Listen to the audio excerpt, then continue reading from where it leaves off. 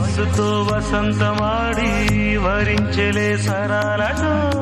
మిలా మిలా హిమాలే జల జల ముత్యాలుగా తడ తడ గళన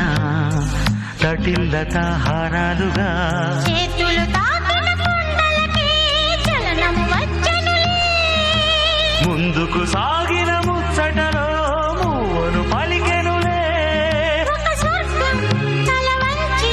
ఇలా చేరే క్షణాలలో అందాలలో అహో మహోదయం భూలోకమే నవోదయం